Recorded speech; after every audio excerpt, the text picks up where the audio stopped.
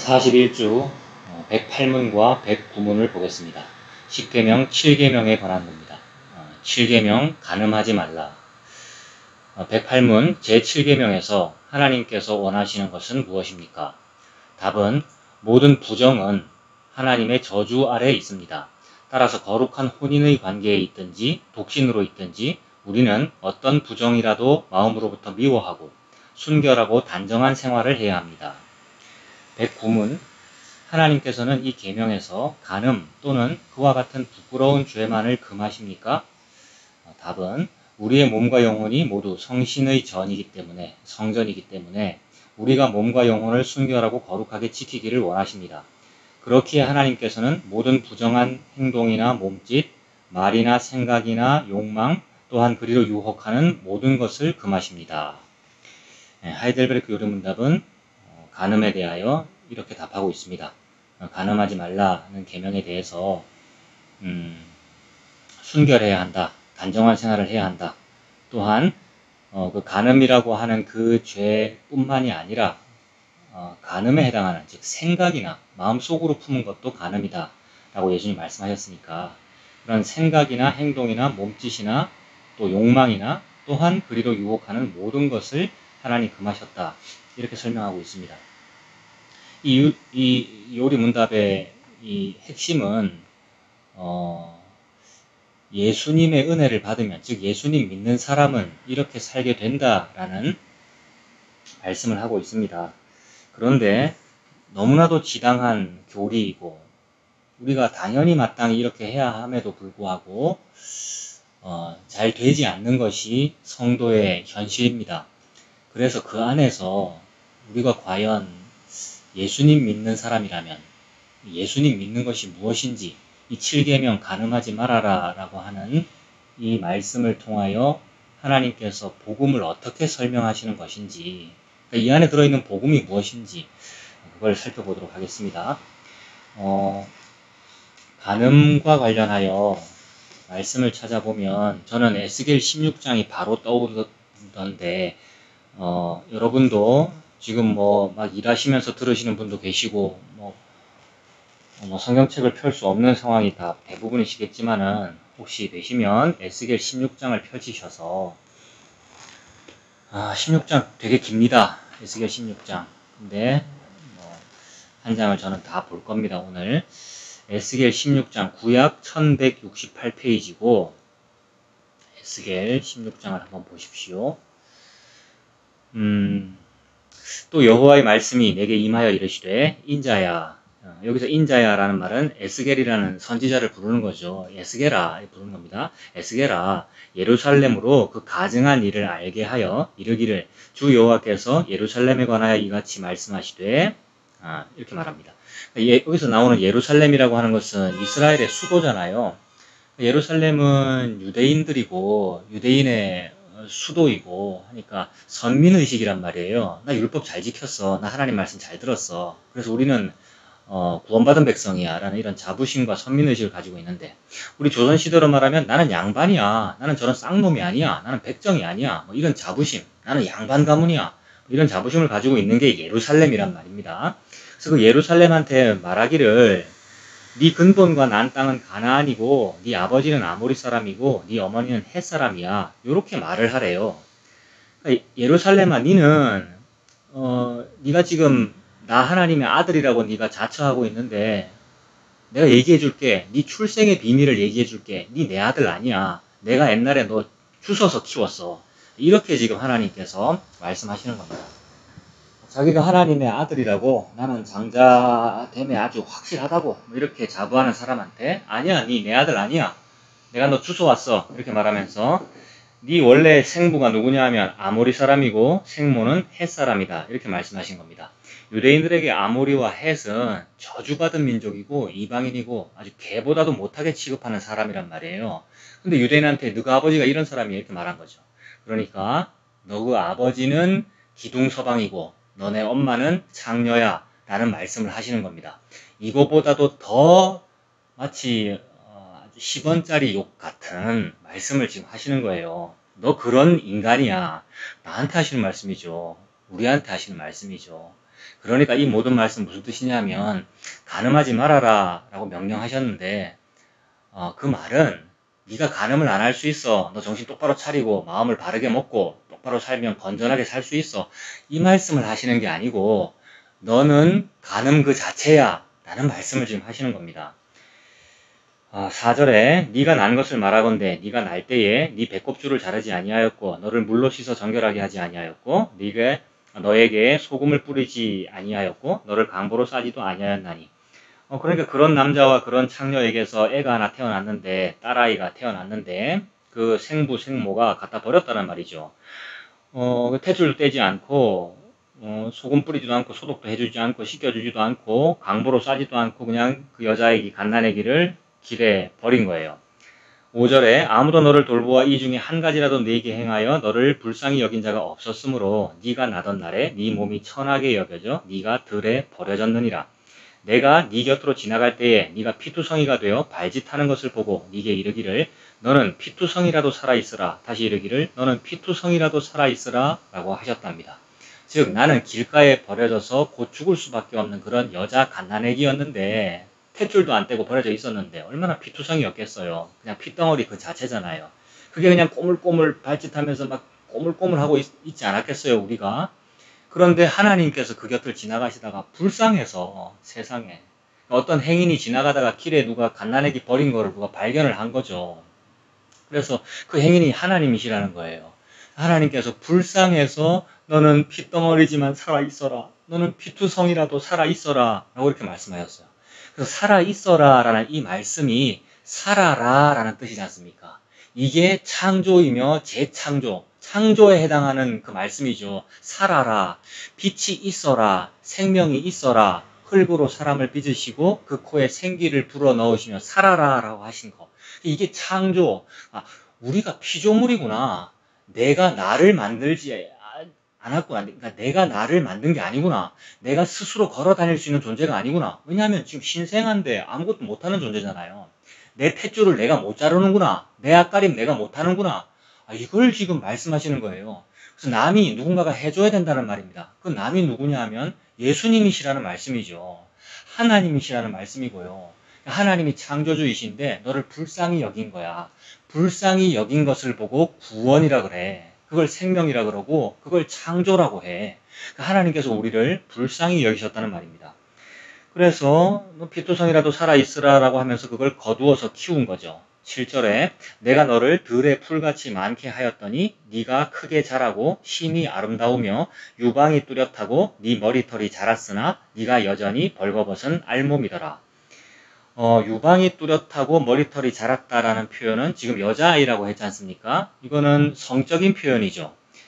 그래서 유대인들, 고대 유대인들 또는 오늘날의 이슬람 문화, 고대 근동의 문화, 이슬람 문화에서는 여자들이 머리카락을 다 가리죠. 머리가 바깥으로 노출되어 있는 것은 성적으로 음란하다는 뜻입니다.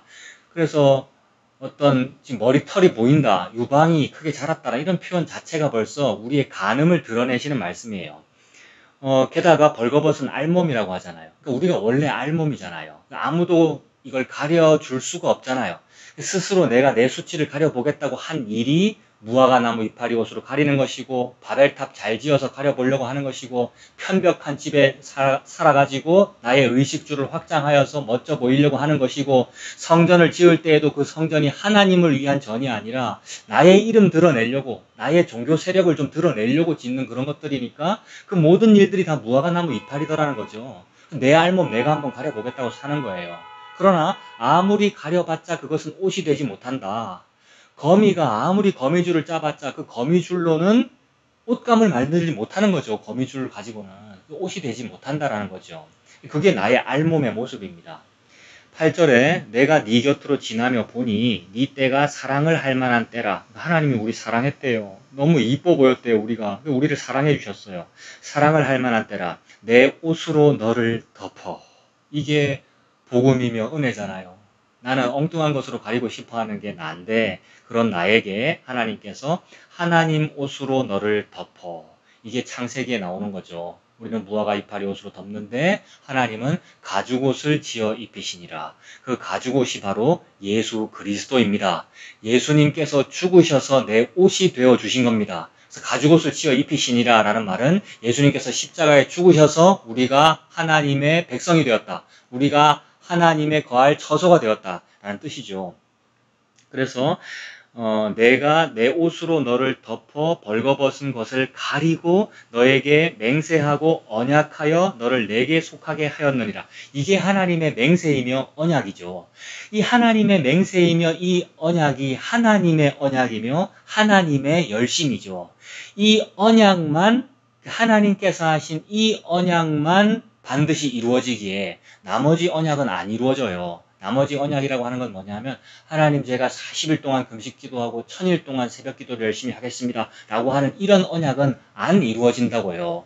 왜냐하면 졸리니까요. 알람 시계 들었는데 깜빡 잊고 못 일어나니까요. 뭐 이런 거. 그런데 혹시 어떤 사람은 반드시 일어나가지고 1000일 동안 다 채웠다고 합시다. 그래도 하나님은 너는 약속을 안 지켰어. 가짜거든요. 우리 인간이 하는 맹세와 서원과 서약과 언약을 거짓말이거든요. 실제로 내가 문자대로 다 지켰다 해도 인간이 하는 건 거짓입니다. 인간은 흙먼지기 때문에. 그래서 그런 모든 언약들을 언약이라고 하지 아니하고 하나님께서 하신 언약만 언약이라고 합니다.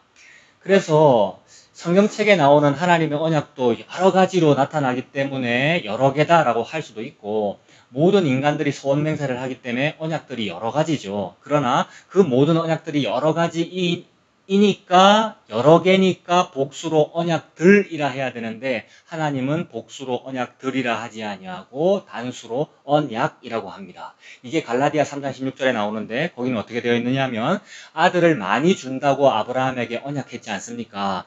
그러니까 복을 많이 준다, 아들을 많이 준다라고 했으니까 뭘 많이 준다라고 했으니 언약이 많은 거예요. 그러니까 많으니까 복수로 해야 되는데 단수로 말씀하시더라는 거예요. 아들을 많이 준다고 했으니까 자손들이라고 해야 되는데 단수로 자손을 준다고 말씀하시더라는 거예요. 그래서 거기 나오는 그 단수로 되어 있는 자손이라 한 것은 곧 그리스도라 이렇게 갈라디아 3장 16절에 말씀한단 말이에요. 그러므로 언약들이 아무리 많아도 언약은 단수인 거예요. 언약은 단 하나, 즉 자손 예수 그리스도인 겁니다. 하나님께서 언약을 줬다. 내가 너와 맹세했다. 이 말은 예수님을 약속했다는 말이에요. 그 예수님이 언약의 전부인 겁니다. 성도에게는 예수님이 간음하지 않음의 전부인 거예요. 우리 인간은 전부 간음해요. 7계명에서 간음하지 말라 하셨으나 그 말은 어머 나는 간음하는 사람이네요. 엄마 아빠 자체가 간음이고 그 간음에게서 나라고 하는 간음이 태어나 버려진 상태로 있네요.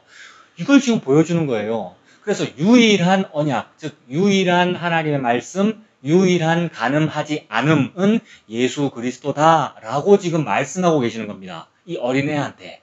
그 어린애인 나에게 옷 입혀가며 옷 입혀줘가지고 맹세하고 언약하셨다 이 말이 예수 주었다 이 말입니다. 이게 간음하지 않음입니다. 우리가 언제 간음을 안 했습니까? 항상 간음하고 마음으로 간음하고 육신으로 실제로 간음하는 게 우리인데 그러면서 살아가는 것이 우리이며 모든 인간인데 하나님께서 그렇게 만들어 두셨어요. 우리 안에 있는 성욕을 내가 제어를 못해요 여러분. 그래서 우리 모두가 다 그렇단 말이에요. 혹시 나는 어떤 생물학적인 이유로 의학적인 이유로 나에게 성욕이 없다 하더라도 다른 게 있단 말이에요. 모든 인간은 다 똑같은 거죠. 하나님이 그렇게 만들어 두셨어요. 그래서 그걸 알아라는 거죠. 내가 피조물이구나. 하나님께서 그렇게 만들어 두셨구나. 나는 흙먼지이구나. 그래서 내가 버려져 있었구나. 누군가 나를 업어다가 키워주지 않으시면 나는 지옥 백성이구나. 근데 예수님이 나를 업어 키우셨구나. 이 말씀을 하시는 거죠. 그래서 벌써 에스겔 16장이 되게 길다 그랬는데 초반부에 이미 언약 맹세가 다 나왔어요. 예수님이 등장했잖아요. 그러면 이제 예수님 받았으니까 이제는 간음하지 않고 착하게 살자라고 생각하는 것이 모든 인간의 생각이거든요. 모든 종교의 생각이고요. 어떤 신께서 나를 사랑해 주셨으니 이제는 내가 새 사람이 되었으니 이제 바르게 살자. 이게 모든 종교의 생각이며 개신교도 그렇게 말을 합니다만은 그렇지 않아요. 에스겔 16장이 지금 초반부라고 말씀드렸지 않습니까? 이게 뒤로 갈수록 나의 죄만 계속 나온단 말이에요. 이게 하나님의 은혜죠. 죄가 더한 곳에 은혜가 더욱 넘치니까요. 그래서 8절에 보고 있었는데 옷 입히셨고 벌거벗은 것을 가리셨고 너에게 맹세하고 언약하여 너를 내게 속하게 하였느니라. 나 주 여호와의 말이니라. 주 여호와의 말이니라 이러면 성경책에서 이 너무 중요한 편이죠. 말씀이잖아요.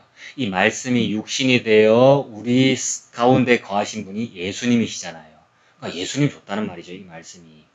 9절에 내가 물로 네 피를 씻어 없애고 네게 기름을 바르고 수놓은 옷을 입히고 물돼지 가죽신을 신기고 가는 대로 두르고 모시로 덧입히고 폐물을 채우고 팔고리를 손목에 끼우고 목고리를 목에 걸고 코고리를 코에 달고 귀고리를 귀에 달고 화려한 왕관으로 머리에 씌웠나니 얼마나 우리를 예쁘게 키웠는지 공주로 키운 거잖아요. 이 여자아이를. 공주로 키웠다, 여왕으로 키웠다, 나의 아내 삼았다 이 말이죠. 너무너무 예쁘게 지금 여러 가지로 치장했다라는 말이 성막을 치장할 때의 모습 이러하고요. 실제로 성전을 치장할 때의 모습이 이러하고 또 예수 그리스도의 신부를 이렇게 예쁘게 키웠다는 말이고 예쁘게 치장했다는 말이고 얼마나 아름답게 기른 겁니까 딸아이를. 그리고 이제 코고리를 달았다, 목고리를 달았다, 귀걸이를 귀에 달았다라고 하는데, 귀걸이를 귀에 다는 것은 구약성경책에 보면은, 종이 주인을 떠나서 이렇게 자유롭게 살 수도 해방될 수 있는데, 그런데도 불구하고 그 종이 주인이 너무 좋으면, 주인과 계속 살고 싶으면 어떻게 하는 거냐 하면, 주인이 종의 귀를 벽에다 갖다 대고 뚫어가지고 거기다 귀걸이 다는 거잖아요.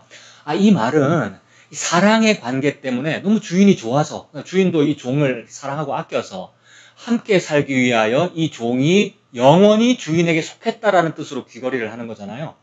그러니까 이 죄인인 나를 예수님께서 주워 키우셔가지고 업어 키우시면서 너 내 거야 라고 하신 거죠. 그래서 내 거인 것을 나의 소유이기 때문에 아무리 죄가 있어도 죄가 앞으로 계속 더 많아져요, 여러분. 아무리 죄가 있어도 버리지 아니한다고 하는 이 약속, 이걸 보고 약속이라 그러고 이걸 보고 맹세라 하고 언약이라고 하더라. 이런 언약을 하시는 분을 보고 여호와라 그러고 성실하시다라고 하고 이게 언약이 이루어진다라고 말하는 거죠. 이 세상의 모든 언약, 계약, 무슨 보험, 사람들 간의 약속 전부 다 깨져요. 다 거짓말이고 계약이라는 건 또 이 세상에 왜 맺어져요? 이득이 있기 때문에 그러는 거예요. 이득이 있기 때문에. 우리가 다 그거 알면서 계약 맺는 거잖아요. 하나님의 언약만 참된 성실한 언약입니다. 그래서 안 어겨진다라는 표현이에요. 귀를 뚫었다라는 말은. 귀걸이를 했다라는 말은 너 확실히 내 거야 라는 말입니다. 그렇게 왕관을 머리에 씌워서 공주로 여왕으로 키웠습니다. 13절. 이와 같이 네가 금, 은으로 장식하고 가는 배와 모시와 수놓은 것을 입으며 또 고운 밀가루와 꿀과 기름을 먹음으로 이런 모든 표현이 다 성막과 성전에서 벌어지는 일이죠. 고운 밀가루, 꿀과 기름, 그 다음에 어떤 소재를 드리는 장면, 그 다음에 천으로 청색, 자색, 홍색실이 막 등장하는 이런 성막과 성전의 장면과 이 여자아이를 꾸민 장면은 이거 다 포개지는 거예요. 그래서 극히 곱고 형통하여 왕후의 지위에 올랐느니라. 예루살렘이요. 그리고 우리 성도가요. 네 화려함으로 말미암아 네 명성이 이방인 중에 퍼졌음은 내가 너에게 입힌 영화로 네 화려함이 온전함이라. 나 주 여호와의 말이니라. 그러나 네가 네 화려함을 믿고 네 명성을 가지고 행음하되, 여기에 행음이 나오잖아요. 그러니까 우리는 간음에 씨고 이미 엄마 아빠가 간음이었고 그 사이에서 태어난 나라고 하는 간음입니다. 그러니까 우리가 행음, 간음 자체예요. 그런 사람에게 간음하지 말라라고 7계명을 주신 것은 너 앞으로 간음 안 할 수 있어 이 말이 아니고요. 내 간음 자체이군요. 간음이 드러나는군요 라고 느끼라고. 그래서 유일한 구원자, 유일한 간음하지 않음은 예수님이시군요 라고, 예수님 믿으라고, 예수님의 덮어주심에 가려져서 살아라고. 그 계명입니다. 7계명이. 그래서 난 이제 간음하는 거예요. 15절에. 그러나 네가 네 화려함을 믿고 네 명성을 가지고 간음하되 지나가는 모든 자와 더불어 음란을 많이 행함으로 네 몸이 그들의 것이 되도다. 네가 네 의복을 가지고, 이 의복 누가 줬습니까? 하나님이 주셨잖아요. 예수님이 다 입혀주셨잖아요. 근데 그 옷을 가지고 너를 위하여 각색으로 산당을 꾸미고 거기에서 행음하였나니 이런 일은 전무후무하니라. 네가 또 내가 준 금, 은 장식품으로 너를 위하여 남자 우상을 만들어 행음하며 성욕을 채우기 위하여 성적 도구들을 만드는 거죠. 남자도 그렇고 여자도 그렇고 이 세상의 성상품들이 그러합니다. 성상품화하잖아요.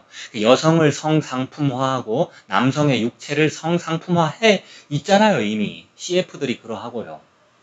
그래서 남자 우상을 만들어 행음하며 또 네 수놓은 옷을 그 우상에게 입히고 나의 기름과 향을 그 앞에 베풀며 또 내가 너에게 주어 먹게 한 내 음식물 곧 고운 밀가루와 기름과 꿀을 네가 그 앞에 베풀어 향기를 삼았나니 과연 그렇게 하였느니라. 이방의 종교 문화라고 하는 그 음란한 제사 문화를 말씀하는 건데 이게 개신교가 이미 이러하다라는 말씀이죠. 교회가 이미 종교 행사를 이렇게 하고 있다는 말씀이고 모든 종교는 당연하고요. 이단과 모든 종교는 당연히 그러하고 너희들도 그렇잖아 라고 지금 하나님 말씀하는 거죠. 향기를 삼았다라고 하는데 향기는 하나님께 드리는 기도를 말씀하잖아요. 근데 우상 앞에 우리가 그런 짓을 한단 말입니다. 똑같더라라는 말씀을 하시는 거죠. 20절에 또 네가 나를 위하여 낳은 네 자녀를 그들에게 데리고 가서 드려 제물로 삼아 불살랐느니라. 자기 자식을 신 앞에 불 가운데 들이지 말아라라고 명령하였음에도 불구하고 이스라엘이 실제로 그러했잖아요. 오늘날 우리도 그러합니다. 내 자식을 하나님께 바치겠습니다. 이따위 소리들을 하잖아요. 목사로 바칩니다. 선교사로 드립니다라고 하는데 정말로 예수님 복음을 위하여 그렇게 하게 되면 그건 은혜입니다만 다 명성을 위해서 하더라고요. 명성을 위해서. 그게 인간의 탐심입니다. 그러니까 우상숭배입니다. 자식을 신에게 제물로 삼아 불살랐느니라. 네가 네 음행을, 이 모든 게 다 음행이라고 지금 말씀하는 거죠. 그런 음행을 작은 일로 여겨서 나의 자녀들을 죽여 우상에게 넘겨 불 가운데로 지나가게 하였느냐. 네가 어렸을 때에 벌거벗은 몸이었으며 피투성이가 되어서 발짓하던 것을 기억하지 아니하고 생각이 안 나요. 개구리 올챙이 쪽이 생각이 안 나잖아요. 내가 그 탯줄 못 대고 버려진 신생아였는데 나를 추석 키우셨다는 것이 생각이 안 나잖아요. 우리가 가는 덩어리예요. 그러니까 피투성이가 되어서 발짓했던 것을 네가 기억하지 아니하고 네가 모든 가증한 일과 음란을 행하였느니라. 자, 계속해서 말씀드립니다만 하나님께서 이렇게 기록하신 것은 네가 이렇게 간음했어. 네가 이렇게 행음이 많아. 그러니까 회개하고 이제는 착한 사람이 돼서 똑바로 살아. 라는 말씀을 하시는 것이 아니고요. 율법주의적으로 이렇게 바르게 살아라는 말씀을 하시는 것이 아니고 나의 죄를 드러내심으로써 나는 불가능성이구나. 나는 가능하지 못하구나 라는 말씀을 하시는 거예요. 그래서 내가 나를 어찌할 수가 없고 내 바깥에 계시는 그분께서 내 안에 들어오셔서 하시는 거구나. 하나님께서 다 하시는 거니까 나의 열심이 없구나. 하나님의 열심으로 다 이루어지는구나. 하나님의 열심이 예수 그리스도이며 그 열심이 다 이루어진 자리가 십자가구나 라는 말씀을 이렇게 하시는 겁니다. 그래서 너는 너무 음란하다 라고 말씀하고 계셔요.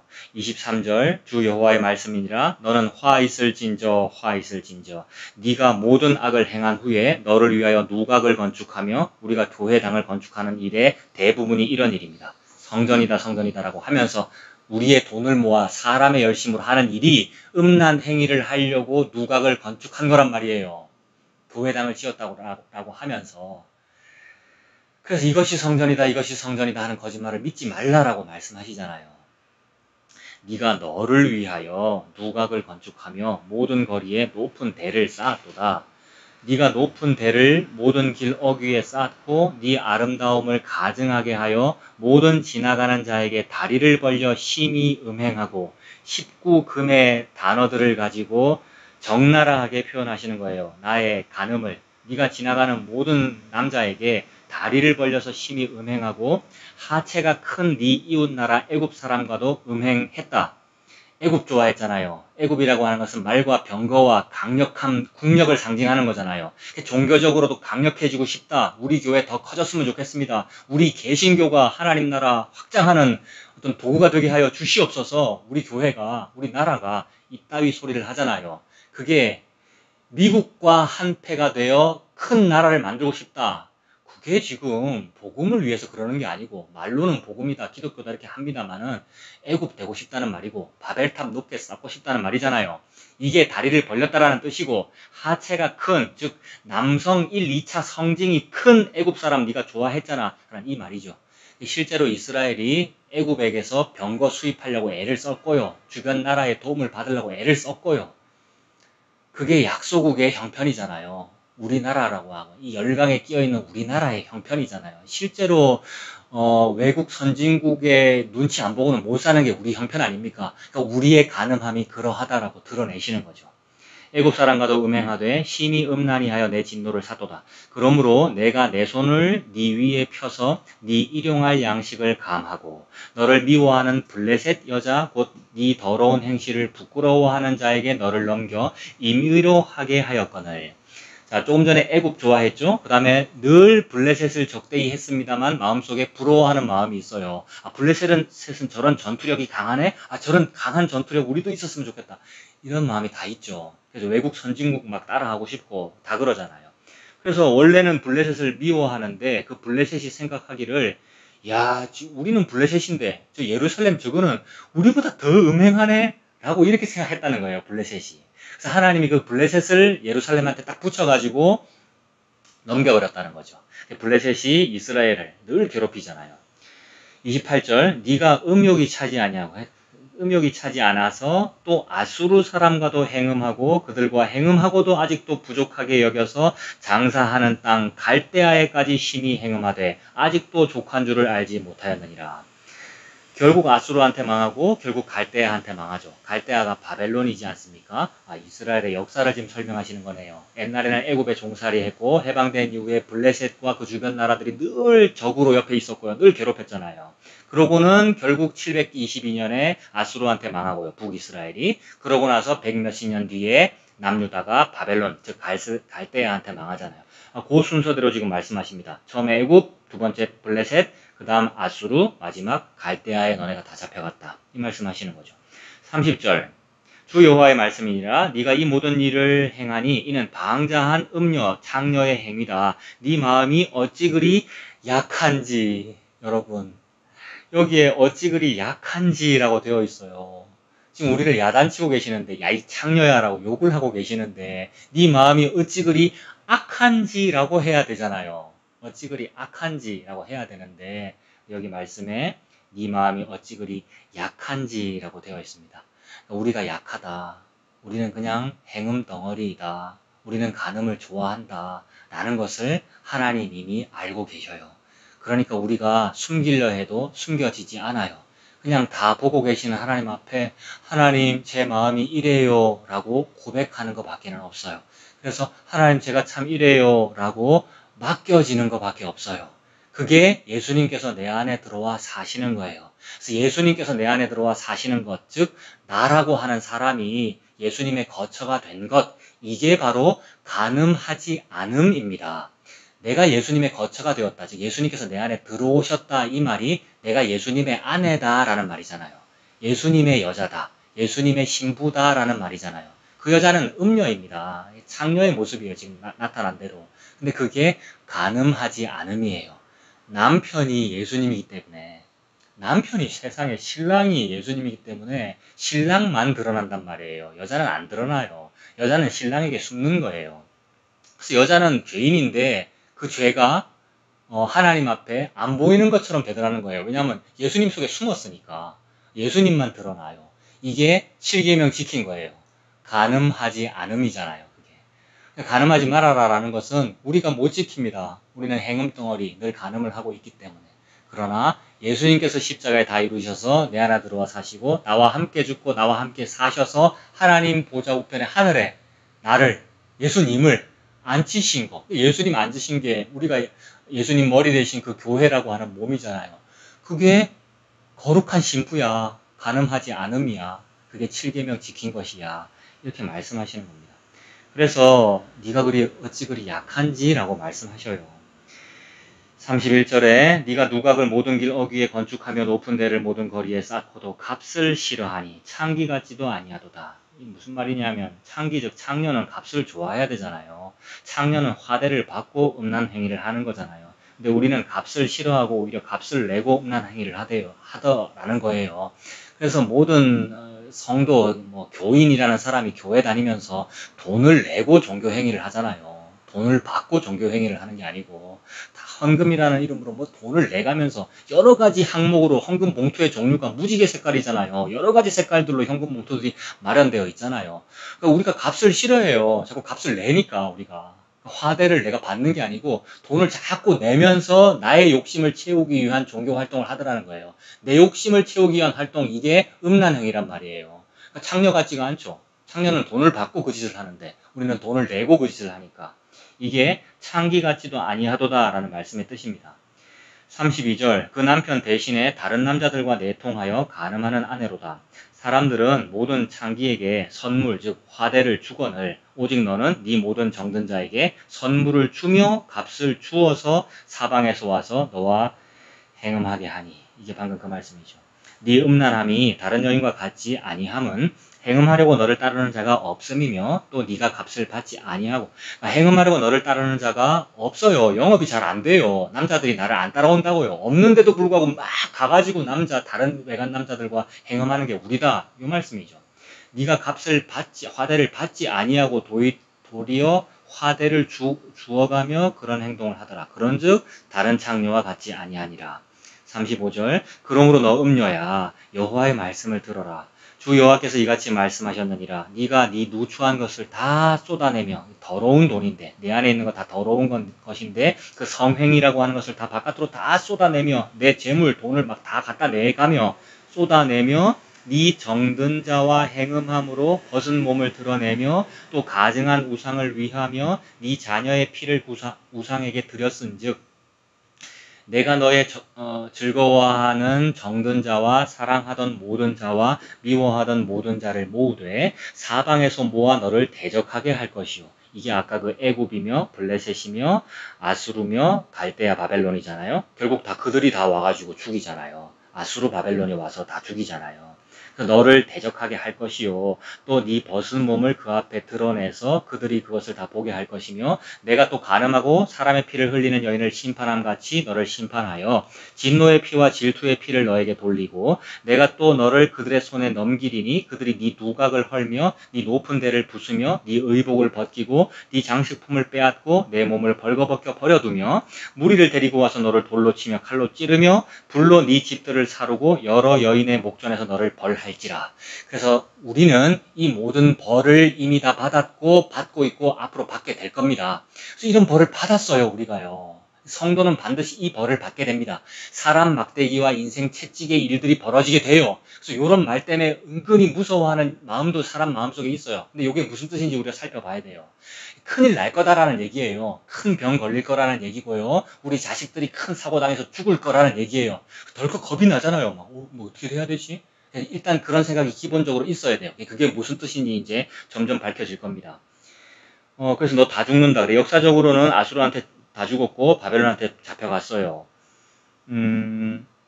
41절 불로 네 집들을 사르고 여러 여인의 목전에서 너를 벌할지라 내가 너에게 곧 음행을 그치게 하리니 네가 다시는 값을 주지 아니하리라. 그리한즉 나는 너에게 대한 내 분노가 그치며 내 질투가 네게서 떠나고 마음이 평안하여 다시는 노하지 아니하리라.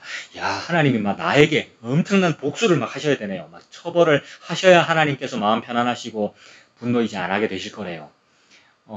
네가 어렸을 때를 기억하지 아니하고 이 모든 일로 나를 분노하게 하였은즉 내가 네 행위대로 네 머리에 보응하리니 네가 이 음란과 네 모든 가증한 일을 다시는 행하지 아니하리라. 주 여호와의 말씀이니라.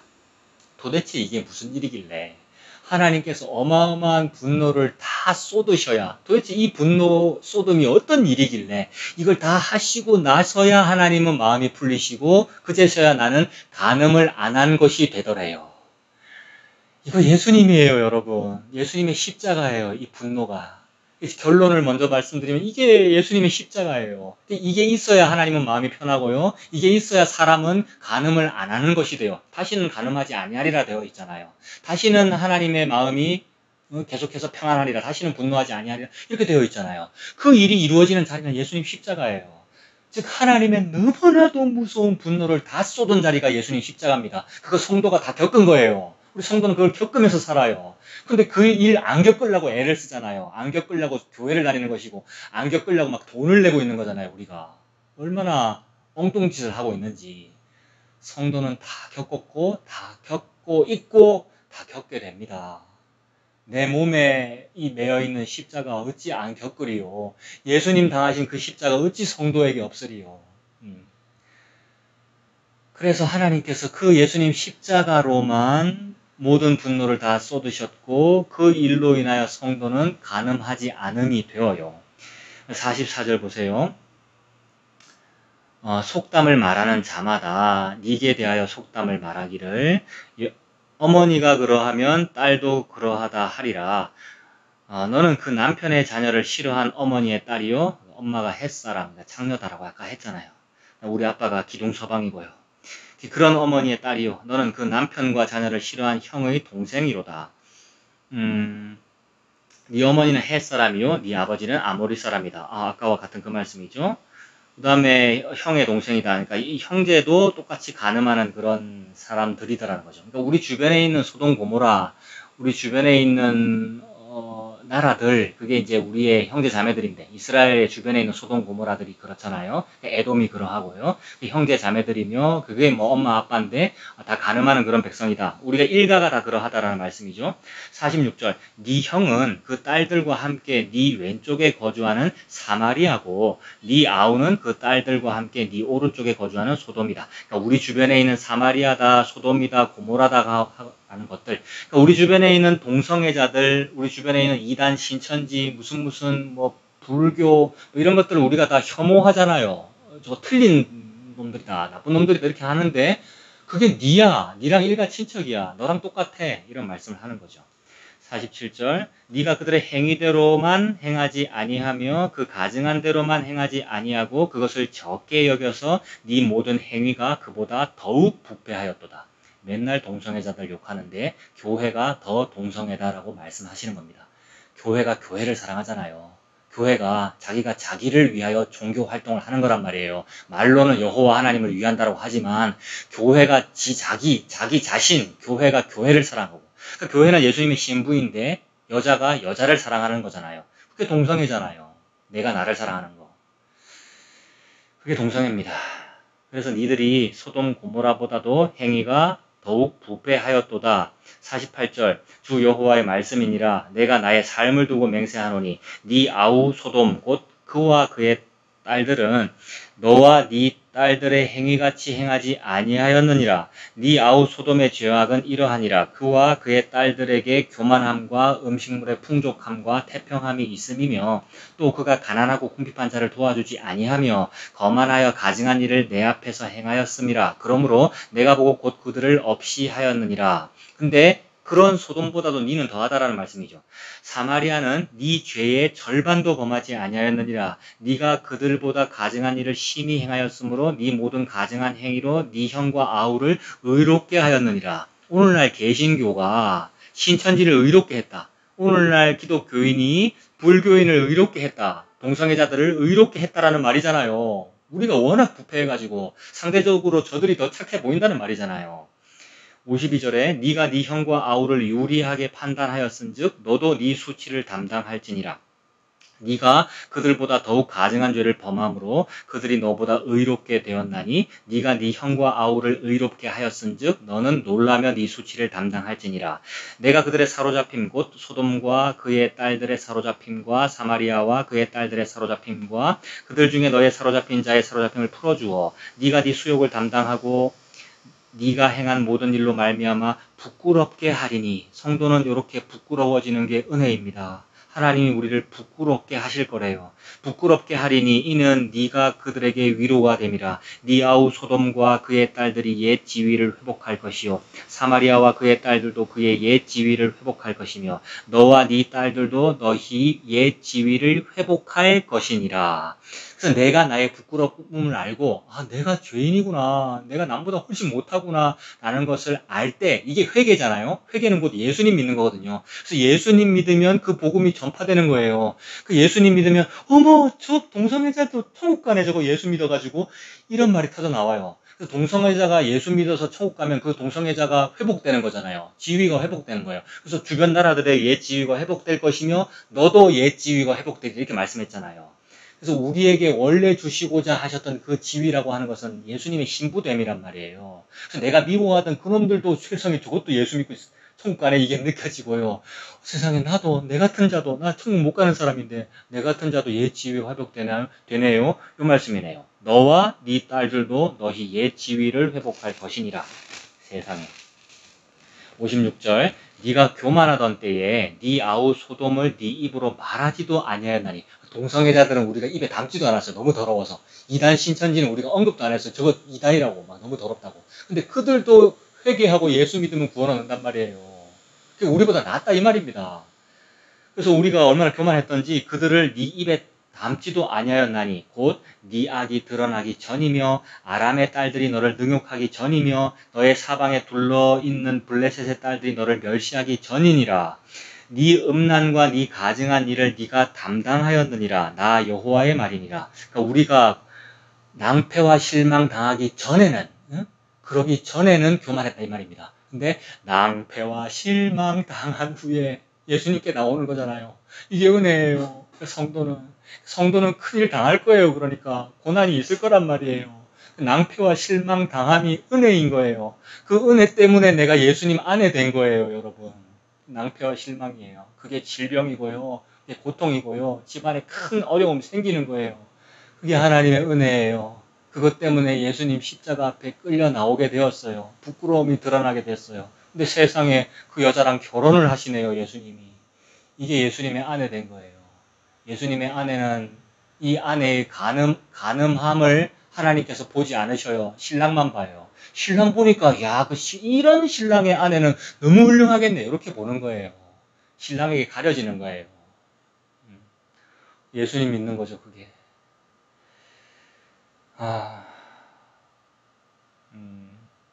59절에 나 주 여호와가 이같이 말하노라. 네가 맹세를 멸시하여 언약을 배반하였은즉 내가 네 행한 대로 너에게 행하리라. 그래서 우리는 다 벌 받습니다. 어떤 고난이 드러납니다. 그 벌이 징계로 나타납니다. 징계로. 잘못한 걸 가만두지 아니하십니다. 징계로 드러나서 예수님만 믿게 하십니다. 60절 그러나 내가 너의 어렸을 때에 너와 세운 언약을 기억하고 너와 영원한 언약을 세우리라. 우리 어렸을 때 나 탯줄 못 대고 버려져 있었을 때에 너는 핏덩어리라도 살아있어라. 너는 피투성이라도 살아라 라고 말씀하셨잖아요. 그래서 어렸을 때 하나님이 나에게 약속하셨어요. 이게 아브라함에게 하신 횃불 언약 같은 거잖아요. 횃불 언약 맺으실 때에 아브라함은 비몽사몽이었고 그 쪼개진 동물 사이를 아브라함이 직접 걸어가지 않았어요. 고대 근동 사회에서 언약 맺을 때에 두 사람이 동시에 지나가는 것이 그게 계약 맺는 거지 않습니까? 근데 아브라함은 거기 지나가지 않았고 하나님만 횃불의 언약으로 지나가셨습니다. 이게 하나님의 언약이죠. 즉 하나님이 우리와 언약 맺으신 게 나 너 사랑해 이 말이고 나 너 살렸어 이 말이고 너는 살아있으라 말씀하신 거 이게 언약을 맺으신 거죠. 하나님이 나와 언약 맺으신 건데 이게 내가 하나님과 언약한 것이 된 거예요. 나는 언약하지 않았는데. 그래서 하나님은 내가 하나님과 언약한 걸 이루지 않으셔요. 하나님이 나와 언약한 걸 이루셔요. 그러므로 사람의 열심은 없어요. 사람의 열심, 사람의 의, 사람의 공로, 사람의 헌신 봉사라고 하는 것은 열심히 해야 합니다만 해놓고도 한 게 아니란 말이에요. 그 앞에서 감히 뭘 했다고 말을 해요, 우리가.